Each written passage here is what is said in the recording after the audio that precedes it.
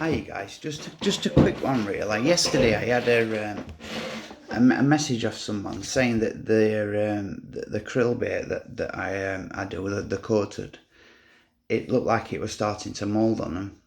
Now, when I messaged them back and said to them, "How's it being stored?" They said, "Well, when I got home, I put it in my bedroom."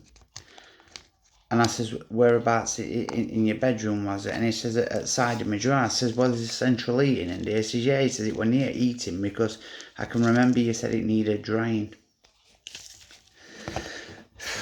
So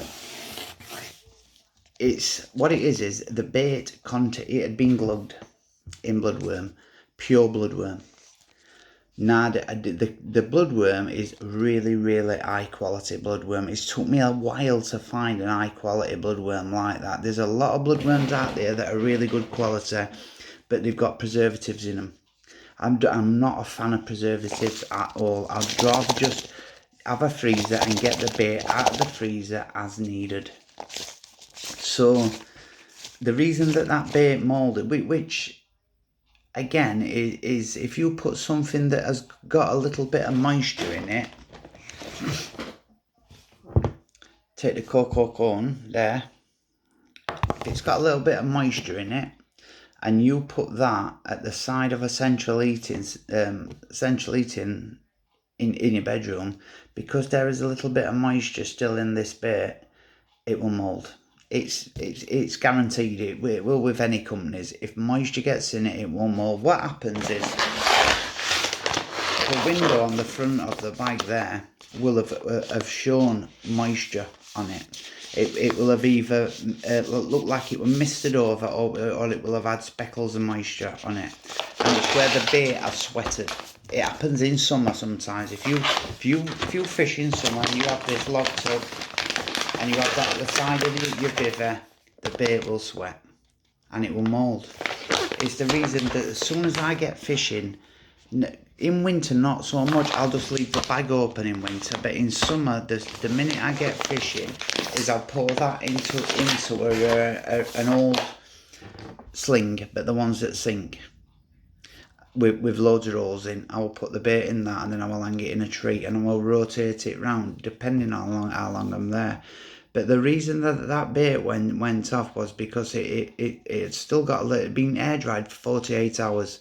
Then when it had got to the person's house, they'd put it at the side of the central heating. Now the little bit of moisture that was left in it has obviously heated through the central heating and the warmth of the house, even if the heater weren't on, through the warmth in the house, and that will have caused the inside of the bag to sweat. It's the reason I said to everyone that buys bait of me, undo the bag and let the bait. I mean, I'm going fishing hopefully this week. That's why that bag's open. Is because we have heating on, and it's any moisture inside it. I don't want the bait sweating. I want it its very best. So the other thing is that it's all to do with this bait. It's nothing to do with any of the others. Even though every bait I sell it as a freezer bait, and I sell it as a freezer bait. Just 1 minute, guys. And I sell it as a freezer bait for the simple reason the majority of them will last outside of the freezer if they're treated right. But I sell them as a freezer bait because it protects me against anyone that ain't used to looking after bait right. It protects me against them getting in touch with me in a month and saying the bait's gone mouldy. I've had it in me sealed up and it's gone mouldy. It will do because there's no preservatives in it. I do not like using preservatives unless they're natural, and that's salt. Either salt, or there's a few others, but I'm not a big fan into using the glycerines and stuff like that to preserve baits. Now I know I could make shelf life, but I've tested them against baits that I've rolled without them in, and the baits that I've rolled without them in, I can put more stuff in them, fresher stuff that will go off if it's not treated right. But these are probably going on now, I'd say probably about 3 weeks, going on a month old. Now they have got no signs whatsoever of going off. They've been in there now. It's about a month. I rolled these now about a month ago. Now the coating is still on them. The coating's still stuck to them, as you can see. Coating won't come off them. But what I've done is I've salted them. Now they've got pink sea salt in there. The reason that I put pink sea salt in is because it's a natural preservative. But more importantly, the sea salt will pull any moisture from the pop-ups into the salt, or the wafters into the salt. And then what I do then is once they've pulled a bit of salt in, I say 2 weeks I've been in that salt, or a week I've been in that salt, the baits will get hard. But then I will take the salt out, bag the salt, leave the bag open to dry the salt out, because salt can still get bacteria growing on that, which I don't want, which some of them are a bit beneficial, but I'm not a fan of anything like that. So it's a way, the best way to treat the coated, in my own opinion, is with salt. Carp love the stuff, and it also preserves the bait. But it's, again, I'll say it again, that every single bait that I sell is a freezer bait. So treat them as freezer baits. Take them out of the freezer and put them in a net and air dry them right, and they will last you as long as they're air dried right. They get plenty of moving them around and air dry them until they're rock solid. Now most people, it's why I like it when they buy a matching glug of the bait, because if they do that, then even though they like bullets in their like that, now they will go out with a throwing stick, no problem. That's cocoa cone, the cocoa cone cream. Now that is a bait that I've had a while now that I've been testing for shellfish. Now it's had no salt added apart from the salt that's in it, and it's showing no signs of doing anything. But it's sold as a freezer bait, even though it's probably going on a while now that it's been out. I can't see no signs of it moulding in any way, but it's sold as a freezer bait for a simple reason of it protects me against the anglers that just aren't looking after the bait right. Now I know a few that will look after it right, and obviously sometimes it will mould up, but it's normally because something just ain't been done quite right with the bait. It's I don't think you can beat natural ingredients. Like if I'm gonna do a tuna bait like the red hot tuna I did, if I'm going to do a tuna bait, I don't want a man-made synthetic tuna flavour in there. I want tuna, as in tuna, the fish in that bait. So that bait is probably going to last you a week at tops. If air dried, it will probably last you a week. Well, it will. I've used it myself for that. So but it does need air drying, and if there's any signs of rain while you're angling, you bring the bait inside your bivvy. You've got to do stuff. That's why it's best to have it in have a bucket, so you can put it in a bucket and have it in your bivvy, and then just put the lid on it, so it's just got a slight gap at night when you sleep, so you're not going to get any rats and stuff in there. Now, I'm not going to be selling any more bait. I'm not going to be doing it now. It's I was doing it for odd few people I knew, but then it went a little bit mad, and everybody started wanting it. Now it was fine at the beginning, but now it's more trouble than it's worth, to be perfectly honest with you. So from now on, I'm just going to be doing it solely for myself, and that's it.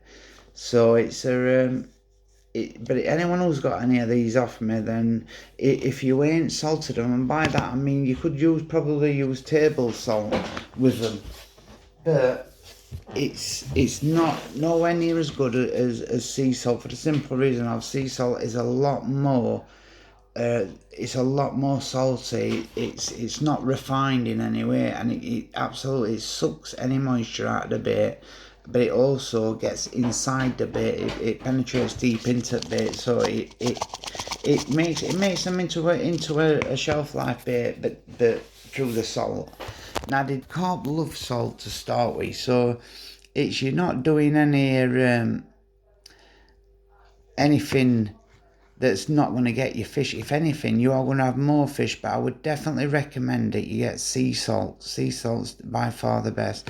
Now these have had no preservative whatsoever in them. They're rolled and then they're air dried. But once they're air dried,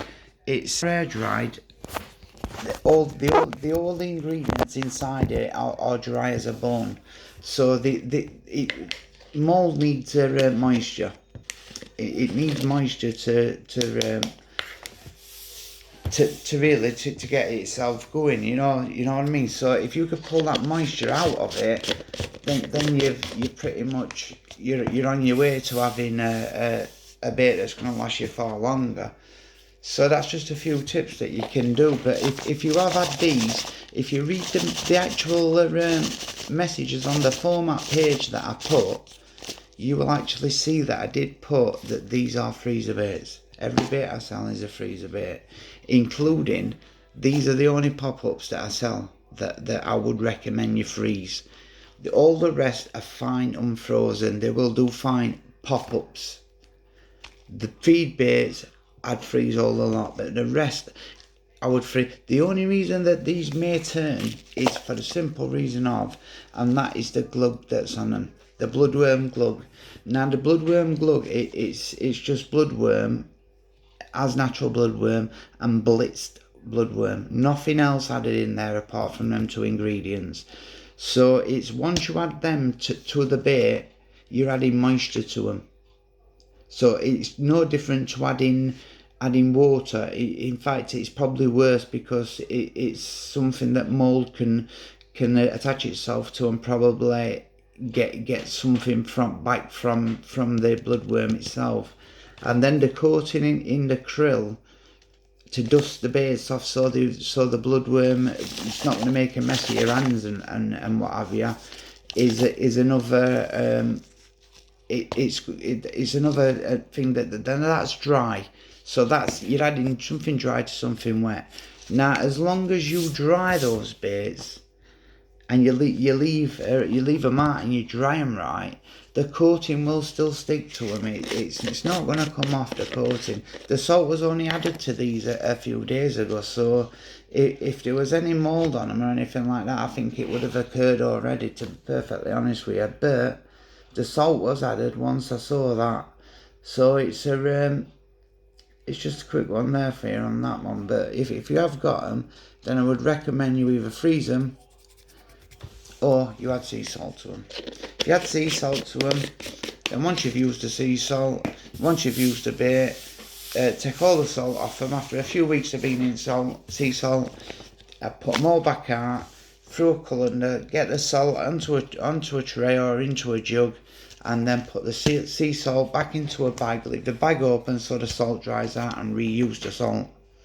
There's no reason why you can't reuse that salt. It's cheap enough, but you're adding extra. You're actually getting flavour into your salts as well. So that's just a quick few things on that bait there. So I'll check you later, guys.